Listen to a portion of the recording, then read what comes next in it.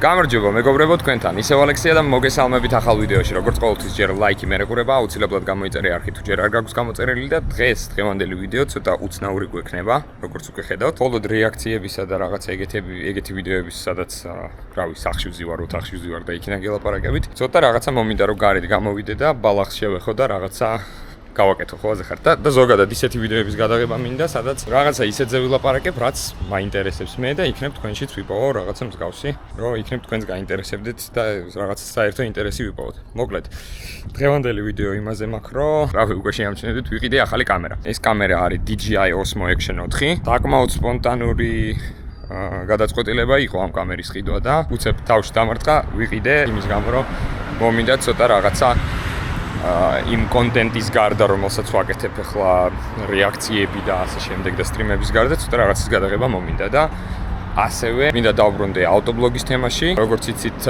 ავტობლოგს და მანქანაზე ვიდეოებს მე აღარ ვიღებდი იმის გამო რომ რაღაცა ცოტა უაზრო კანონები გაგვეჩითა ბოლო 1 წლის განმავლობაში და ზედმეტ შარს რო თავი ავარიდო და ზედმეტი ყურადღება რო არ მივიქციო და თანაც არაფერს არ ვაკეთებდი მანქანაზე მაგის გამო გადავწყვიტე რომ მოდი მეთქი სანამ ეს ამბავი არ მოგვარდება, იქამდე აღარ გადავიღებ ხოლმე მანქანაზე ვიდეოებს, მაგრამ როგორც მგონია რომ ცოტა რაღაცები გვარდება და ამიტომაც ცოტა ვცდილობ ეხლა რომ მოვიხოდო და ასე შემდეგ. აქამდე მე ყველა ჩემ ვიდეოს ვიღებდი აი ამ კამერით, ეს არის Sony X3000, ერთ-ერთი ყველაზე GoTo action კამერა, რომელიც კი ოდესმე რომელიმე კომპანიას უწარმოებია. Ну, როგორც იცით, ზოგადად კამერებში Sony ერთ-ერთი საუკეთესო იყო ყოველთვის და ზოგადად ეს მოდელი იყო თავის დროს ძალიან მაგრა უსწრებდა რა. ეს კამერა გამოვიდა 2016 წელს. Ну, დღემდე აქტუალურია, იმიტომ რომ დღემდე უწევს კონკურენციას GoPro-ს უეჭველი და ასევე არ ჩამოუვარდება ბევრ ცნობილ და ისეთ სერიოზულ ბრენდს რა. მოკლედ ამ კამერით ვიღებდი ყველაფერს, ავტობლოგებიდან დაწყებული ნებისმიერი სხვა ვლოგებით დამთავრებული და უბრალოდ მოვიდა ამ კამერის დროც რა, იმ თემაში რომ გაზაფხულზე იყო დრაგის ივენთი, ანუ შეჯიბრი იყო დრაგის რუსთავში და როდესაც მან წავედი, ვიფიქრე რომ ცოტა რაღაცას გადავიღებ, რაღაცა ახალ ვიდეოს მოვხოდავ და ასე შემდეგ, იმიტომ რომ დიდი ხანი არ დამიდია ვლოგი მანქანების არხზე. როდესაც უკვე გადავიღე ყველაფერი და მასალა გადმოვიტანე კამერიდან, დავინახე რომ პატარა პრობლემა გაუჩნდა ამ კამერას, რომელზეც ამ კამერიდან გესაუბრებით უკვე და მოგიყვებით და ამ მომენტმა მაფიქრებინა იმაზე, რომ უკვე ამ ახალზე გადავიდე და მეორე კიდე. ნუ ზოგადად 2016 წელს არის ეს კამერა გამოშვებული, კი დღემდე უწევს კონკურენციას ბევრ სხვა action და არა მხოლოდ action კამერას. ძალიან მაგარი ერთ-ერთი საუკეთესო სტაბილიზაცია აქვს, რაც კი action კამერას და არა action კამერას ქონია ზოგადად და ასევე ხმა, მაგრამ ნუ უკვე მოდის მაგის დრო რა. განსაკუთრებით ახლა აი რაც მიჭირავს ახლა DJI Action 4 ამასთან შედარებით, ნუ ძალიან დიდი სხვაობაა, მოკლედ ესე ვთქვათ რა. სტაბილიზაციის მხრივ ფერების მხრივ და ასე შემდეგ უეჭველი ყოველ შემთხვევაში. დღეს უბრალოდ ტესტავდი ამ DJI-ს, გუშინ ვიყიდე და დღეს ვტესტავდი და მაინტერესებდა რამდენად კარგად გადაიღებს და რა პირობებში როგორ მოიქცევა. და ნუ ჩემი აზრით იდეალური ამინდი არის იმისთვის რომ ამ კამერის შესაძლებლობები შევამოწმო, იმიტომ რომ ცოტა ნიავი და ცოტა ქარი არის. როგორც უკვე ნუ შევამოწმე უკვე მოусმინე და ძალიან მაგრა უმკლავდება სხვათა შორის. Sony X3000-თან შედარებით, ანუ ყველაზე მთავარი პრობლემა Sony-ს ყოველთვის იყო ის რომ სერიოზული ბრძოლა აქვს და ქონდა ყოველთვის ქართან. ანუ ჩათვალეთ თუ სადღაც მივდივარ და რაღაცა მაგ გადასაღები და ქარია, ან ნიავი, პატარა ოდნავი არა, მაგრამ ცოტა ოდნავზე ცოტა მეტი ნიავი თუ არის, ну ჩათვალეთ აღარაფერი აღარ ისმის და მთელი ვიდეოს მასალა რაც იქნება გადაღებული, ჩათვალეთ გაფუჭებულია რა. აი ესეთი ვიღაცები გვხვდებიან ქალაქში.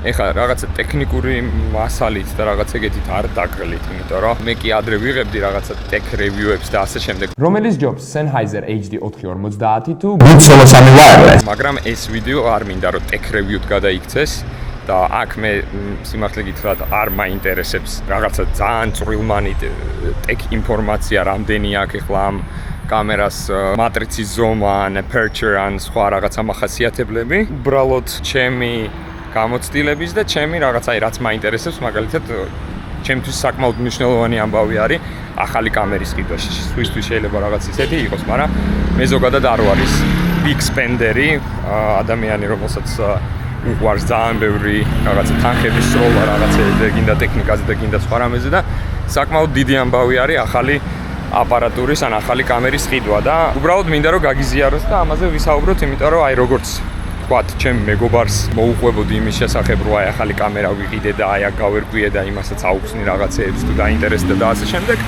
ზუსტად იგივენაირად მინდა რომ თქვენც მოგიყვეთ ამის შესახებ რა. ეს კამერა რა თქმა უნდა იმისთვის ვიყიდე, რომ ბევრი ახალი კონტენტი გადავიღო. მანქანებთან დაკავშირებული, არა მხოლოდ მანქანებთან დაკავშირებული, იმიტომ რომ ბევრი იდეები მაქვს, რაც შეიძლება რომ გადავიღო იმის გარდა, რომ აი სახში რო ვზივარ იქ კომპიუტერთან და კამერის წინ და რაღაცეებს ვარიაქტებ, ან რაღაცეებზე ვბაზრობ და ცოტა ბალახს შევეხოთ, ესე ვთქვათ. ძალიან კაი იქნება ჩემთვისაც, თქვენთვისაც და ზოგადად არხის და არხების განვითარებისთვის რა. მოკლედ, ეხლა გადავალ Sony-ზე და იქიდან მოგიყვებით გაჩვენებთ ზოგადად როგორ იღებს, რა პრობლემები აქვს და ასე შემდეგ. აქ ეხლა ხარი არის, ცოტა ნიავი არის და დარწმუნებული ვარ იდეალურად ისმის ხმა, იმიტომ რომ უკვე შემოწმებული მაქვს და ძალიან კარგად წერს ხმას. Sony-ს ძალიან დიდი პრობლემა აქვს და ეხლა აქედან მაგ ყველაფერს გაჩვენებთ რა. ხო, ეხლა გადმოვხდი Sony-ზე და გაგრას ძალიან დიდ კონტრასტს იგრძნობთ ჩემი აზრით DJI-ზე. აშკარად არ იგრძნობოდა ეგ და ჩანაწერები რაც ვნახე საერთოდ არის მოდა ხარისხმა, მაგრამ აქ აშკარად შეამჩნევთ და დაჟე მგონია რაღაც მომენტში თუ და გაგიჭირდებათ და გაიგოთ ხმა. იმის და მიუხედავად რომ ძალიან კარგი სტაბილიზაცია აქვს, აი, ძალიან კარგი სურათი აქვს და ძალიან კარგი მიკროფონი აქვს. ეგ მიკროფონი ცოტა ზედმეტ რაღაცეებს იღებს ხოლმე, რაც მაქვს შემჩნეული და არანაირი დაცვა არ აქვს ხარისგან და აი ესე ცუდად ისმის ხმა. ასე გამოიყურება ეს ჩემი DJI Osmo Action 4. სხვანაირად უბრალოდ ვერ მოვიფიქრე როგორ გაჩვენოთ. GoPro-s form factor-ია, მაგრამ აშკარად გამოირჩევა ეგრევე ლინზა, რომელიც ბატაშორის ეს თვითონ შუშა ამ ლინზაზე მოხსნადი არის და სავარაუდოდ რაღაც აქსესუარებიც იქნება იმისთვის, რომ ფოკუსი გაუხდეს და დარწმუნებული ვარ ჩინელები მაგამ ბავშვი მაგრამ მოხდავდნენ უცებ მაგ თემას, უბრალოდ და სავარაუდოდ მოსაძებნია, მაგრამ ხო, კი, კარგი ხარისხი აქვს Sony-ს ძალიან მომწონს, მაგრამ უკვე მიხვდებოდით ამ ორი კამერის შედარებით, რომ აქ, ეს კამერა უფრო ძველია, მაგრამ ბევრ რაღაცაში დღემდე გამოდგება და სრულიად საკმარისი არის ჩემი აზრით. კონტენტ კრეატორის შემთხვევაშიც საკმაოდ solid კამერა არის დღემდე. მაინც ჩემი აზრით უწევს კონკურენციას DJI-ის Action სერიასაც, GoPro-ებსაც და ასე შემდეგ GoPro-s ყველა შემთხვევაში, იმიტომ რომ ერთადერთი ამ კამერას რაც არ შეუძლია არის მაღალ FPS-ში 4K-ს გადაღება. მე მგონი მარტო 30 FPS-ი აქვს მაქსიმუმი. კი 30 FPS-ი აქვს მაქსიმუმი. ერთადერთი მინუსი ახლა რატო დავფიქრდი ახალი კამერის ყიდვაზე, იყო რომ გაუჩნდა პატარა პრობლემა, ალბათ შეამჩნევთ, მაგრამ ესე ახლოდან არ ჩანს რა. აი ხლა აი აქედან. გამოჩნდება უფრო რომ მოვატრიალო კამერა და ცოტა shorts ობიექტები რო გაჩვენოთ, აი სადღაც მარჯვენა მხარეს აი აქ. არ ვიცი სწორედ ვაჩვენებ არა, იმიტომ რომ Sony-s viewfinder-ი არ აქვს და რაც ზუსტად აი ამ Action სერიის ძალიან დიდი პლუსი არის, რომ უკანაც და წინაც აქვს viewfinder-ი და ჩვეულებრივად ხედავ რასაც იღებ. Sony-s ეს ძალიან დიდი მინუსი აქვს, რომ ვერ ხედავ, მაგრამ ნუ ხო, რას დაუბრუნდები ახლა რას ვამბობდი ჩემი ADHD. ფოკუსია დაკარგული.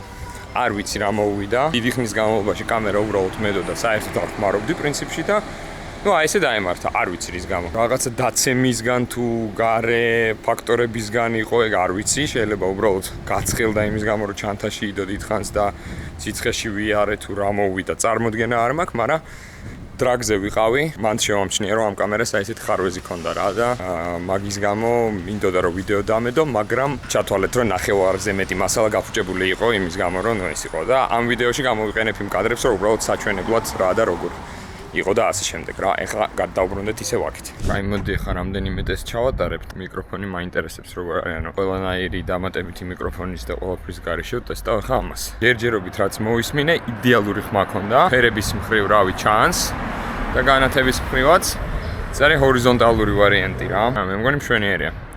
ყოველ შემთხვევაში აქ რასაც ხედავ ახლა ამ პატარა ეკრანზე რა. დიდ ეკრანზეც კაია ისე.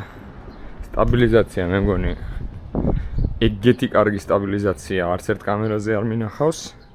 შეიძლება ამაზე მაგარიც იყოს სადმე, მაგრამ ყოველ შემთხვევაში მე არ მინახავს. აი და ეს ვერტიკალური, Instagram-ის ან რა ვიცი, TikTok-ის ვარიანტი რა, ეგრეც ძალიან კაია. ეხლა იდეაში ლინზა არ მაქვს მიახლოვებული.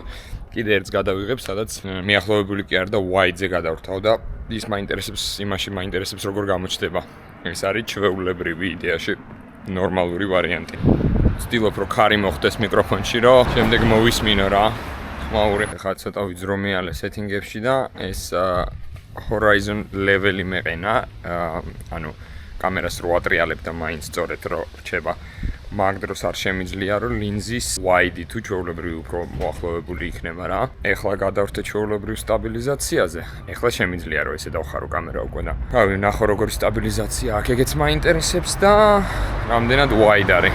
მე მგონი დიდი სხვაობა არ არის. და ესეც ვერტიკალური, მაქსიმალური კუთხე კამერის. ნუ აი კაკრას ქარი არის. როგორ შევა მაინტერესებს. სავარაუდოდ, ანუ ეს სტაბილიზაცია აქაც კი ვხედავ რომ კაია, მაგრამ სავარაუდოდ გადავრთავ horizon leveling-ზე, იმიტომ რომ ძალიან კაი ფუნქცია არის რა, როგორც არ უნდა ატრიალო კამერა, მაინც სწორედ იქნება რა. თან ისიც გაითვალისწინეთ, რომ ეს კამერა უბრალოდ ხელში მიჭირავს, აი ჩვეულებრივად როგორც რავი, GoPro რო მიჭირავს ხოლმე ესე ეგრე. ანუ არანაირი სტენდი, არაფერი არ მაქვს მაგისთვის, არც ნუ სტაბი მით უმეტეს რა. როგორც არის, ისე არის რა. გადაღებას რაც ეხება 4K 30 FPS-ი. ყველაფერი default-ზე საერთოდ არაფერი არ სეტინგები არ შემიძლია, ერთადერთი horizon balance თუ რაც ქვია, მოკლედ ეგ მიყენია. რაც ალეველებს ეხა და ესე ვარ ხმას, ნუ უკვე ვნახე ჩანაწერები წინა კლიპებიდან და просто არ ვიცი. მოკლედ ველოდებოდი რომ ჩემს Sony-ზე უკეთესი იქნებოდა ეს კამერა. ველოდებოდი მაგას, მაგრამ მაგდენად კარგი თუ იქნებოდა არ მეგონა არანაირად არც ერთ სცენარიოში და არც ერთ შემთხვევაში არ მეგონა რომ ეგეთი კარგი იქნებოდა. გინდა სტაბილიზაციით, ანუ მართლა ერთ-ერთი საუკეთესო სტაბილიზაციაა, რაც კამერაზე მინახავს ზოგადად. ყველანაირი, რა ვიცი, გიმბალის და ასე შემდეგ რაღაცების გარეშე. აი ესე მიჭირავს კამერა ეხა პირდაპირ ხელით. Yep. ხო და ესეთი ამბავია. და ეხა ლოგიკური კითხვა დამებადა რა, ეხა ამ ყველაფერთან დაკავშირებით თუ ამ ყველაფრის შემდეგ რა. ანუ რა უნდა იყოს ამ კამერაზე უკეთესი. ეს კამერა ვიყიდე, ეხლა რავი, დასამალი არავის არაფერი არ მაქვს, 650 ლარი მივეცი. იდეაში მაღაზიაში არ მიყიდია, ვიყიდე პიროვნებისგან, მაგრამ ჩათვალეთ ახალი იყო და პარკებზე მოხსენი რა. ნუ აი ამ price range-ში რო ხდებოდეთ X3000-ი მე ვიყიდე 1400 ლარად თავის დროზე და ამ price range-ში ველოდებოდი რომ რატომღაც ეგეთი ის მქონდა შეგრძნება რომ ეხა დაახლოებით X3000-ის დონის უნდა იყოს ოდნა უკეთესი რა. იმიტომ რომ ნუ ამდენი წელი გავიდა ამ X3000-ის გამოშვებიდან და ასე შემდეგ რა. ამ ხელა ჯამს არ ველოდის ნამდვილად. აი იმენა ეხლაც არ მჯერა რამდენად უკეთესი არის ეს კამერა. შემდეგ ანუ როდესაც ვუყურებ ეხა სხვა კამერებს კიდე გუშინ სტრიმზე მაყურებელს რაღაცა ვილაპარაკეთ ამაზე და ასე შემდეგ ჩატში მეუნეოდა ბევრი რომ კიდე ნუ ამ კამერას კიდე ბევრი ჯობია, ნუ თავისთავად რო ჯობია, იმიტომ რომ საკმაოდ ბიუჯეტურ price range-ში მაქვს ნაღიდი ეს. ფისა. აბა თუ გაგვექცევი. აბა. ოღონდ კრახდება უბრალოდ. ხო და, ნუ აი მაგალითად Insta360 X5, ხო? მაღაზიით, რომელიც რა ვიცი, რომ ფასი რო ნახე მაღაზიაში რა ღირს, სადღაც 1700-1800 ლარი ღირს. ან თუნდაც Insta360-ის Ace-ები რო არის, Ace Pro, Ace Pro 1, Pro 2, როგორც ვიცი, კიდე GoPro სახლები. ნუ GoPro ამასთან შედარებით bullshit-ია ლიტერალი. Sony-ს სამწუხაროდ არ გამოუშვია არანაირი action კამერა. და ნუ, ანუ არის ეგეთივე action კამერები, რომლის price range-ი ადის რავი 1700-1800, 2000 ლარი, ხო? თუ მაგალითად mirrorless კამერებზე წავალთ, იქ უკვე კიდე უფრო ძვირია რა. ეგ კამერები ღირს უკვე 2.5, 3, სადღაც ეგრე რა. და აი უბრალოდ ვერ ხვდები ფასში ამ ხელა 2 მაგი და 4 მაგი სხვაობა რო არის, ამაზე უკეთესი რა შეიძლება იყოს. შეიძლება მე ცოტა რაღაცა არაპროფესიონალურად ვიძახი ახლა ამას, მაგრამ რავი, რასაც ჩემი თვალი უყურებს, ერთადერთი ამ კამერის ერთადერთი პრობლემა ის არის, რომ არა აქვს ფოკუსი, ხო? Manual ფოკუსი, აქვს infinite ფოკუსი, ანუ რა ფოკუსი აქვს ეხლა აი ამ ადგილას, იგივე ფოკუსი არის უკანაც. აი ცუცი ბოლოში. ერთადერთი flow ამ action კამერების ეს არის. დანარჩენი, მე მგონი არანაირი სხვაობა არ არის და ნუ ცოტა უფრო პატარა სენსორი აქვს ვიდრე mirrorless ეხა თავისთავად. და ვერ ხვდები აზრს, რატომ უნდა გადავიხადო 2-ჯერ ან 4-ჯერ მეტიც თუ იგივე კამერას ვიღებ რა და იგივე ხარისხს. იდეაში ძალიან მაგარი სურათის მისაღებად 4K-ს ანუ 4K 30 FPS-ზე მეტი არ გჭირდება, ხო? ანუ აი შემიძლია ახლა 60 FPS-ში გადავიღო, მაგრამ მე ალბათ რავი, ჩემ სტრიმებს თუ ვინმე უყურებდით, ხშირად მithქვამს, რომ 60 FPS-ი რაღაცა ესეთი ვიდეოებისთვის არ მომწონს, იმიტომ რომ ზოგადად ნებისმიერი cinematic და მსგავსი კონტენტისთვის არ მომწონს, იმიტომ რომ უკარგავს ამ რაღაცა მუღამს, ხო, რაც უნდა კონდეს ახლა ეგეთ ვიდეოებს და 60 FPS-ი შეიძლება კონდეს, მაგალითად რაღაცა action ვიდეოებს, აი არ ვიცი, მანქანითაც რომ ვთქვათ გაზაობ ან რაღაც ეგეთი კონტენტი რო არის, იქაც არ უხდება 30 FPS-ი მირჩევნია. აი მოტოთი მაგალითად რო დადიხარ და ასე შემდეგ, მან შესაძლებელია ან რამე სპორტი, მაგრამ ნუ რავი, 4K 30 FPS-ი აი ესეა საკმარისი და რავი, მაგაზე მეტი რა უნდა ვქნა. დანარჩენი ყველაფერი თქვენ ახლა რასაც ხედავთ და გონიათ რომ ვთქვათ შეიძლება mirrorless-ი ამაზე უკეთესი იყოს. მაგას post production-ზე გამოასწორებ და იგივე სურათს მიიღებ თითქმის. ან შეიძლება დაჟე იგივე და რავი, უკეთესი არ დაილევა. ფერების კორექციით და ასე შემდეგ. შესაბამისად, მე ძალიან კმაყოფილი ვარ. და რა თქმა უნდა, ძალიან დიდი მადლობა, რომ მაქვს შესაძლებლობა, რომ მაგალითად ვიყიდო ესეთი კამერა. რავი, ვაკეთო კონტენტი, ზოგადად ამ საქმით ვიყო დაკავებული, მაყურებელს თქვენ ძალიან დიდი მადლობა, განსაკუთრებით იმათ, ვინც მხარს მიჭერთ. რავი, სტრიმებზე მიდონატებს და მიგზავნით მაგალითად მუსიკას ან რაღაც თქვენ ნამუშევრებს დასარევიებლად და ასე შემდეგ. კი, პირველ რიგში ეგ ყველაფერი ჩემი დამსახურებაა, იმიტომ რომ ძალიან ბევრი ვიმუშავე ამისთვის და თვლი რომ ძალიან დიდი წვლილი მაქვს მე პირველ რიგში ჩადებული იმისთვის, რომ ეს ყველაფერი შევძლო, მაგრამ თქვენ გარეშე ეგ ყველაფერი არ იქნებოდა და თქვენი საპორტის და დახმარების გარეშე არ იქნებოდა. შესაბამისად, ძალიან დიდი მადლობა ამისთვის, მინდა მოგიხადოთ. დონატორების ცხრილს გავაკეთებ, რომელსაც აღწერაში ჩავაგდებ და რავი, იყოს რა. Just მინდა რომ პატარა რაღაცა ესეთ პატივისცემის ფონში კონტენტის გარდა, რა თქმა უნდა, ეგეთ პატარა რაღაცას დავამატო რა. ანუ მოკლედ ესეთი review გავაკეთე. Review-ც არ არის რა, ანუ პროსტა რამდენად კმაყოფილი ვარ, მინდოდა რომ ჩემი აზრი გადმომეცა და ნელ-ნელა გადავიღებ რა კონტენტს. ავტოს და არა მხოლოდ. მოკლედ მზად იყავით და ელოდეთ რა. თავარი მუღამი რა ისი გატესტვას მინდოდა, ამ ყველაფრით იყო პირველი რომ ეხა ჩიპი რაც ჩავსვი, ანუ SD კარტა რაც ჩავსვი ამ კამერაში, წესით ცოტა ნელია. კამერა, როდესაც გადაღებას ვიწყებ, warnings მაძლევს, რომ ჩაწერის სიჩქარე საკმაოდ ნელია და შეიძლება შეწყდეს გადაღებაო. მაგის გატესტვა მინდოდა, რამდენი ხანი გაკაჩავდა და რავი, ეხა ჩვეულებრივად 10 წუთი ვიღებდი და არანაირი პრობლემა. მეორე რაღაცა, რაც მინდოდა რომ გამეტესტა, ელემენტი არის რა. ელემენტი ეხა სადღაც ალბათ 40%-ზე არის, მე რასაც უყურებ. 70%-ზე იყო გუშინ, I'm pretty sure. საღამოს.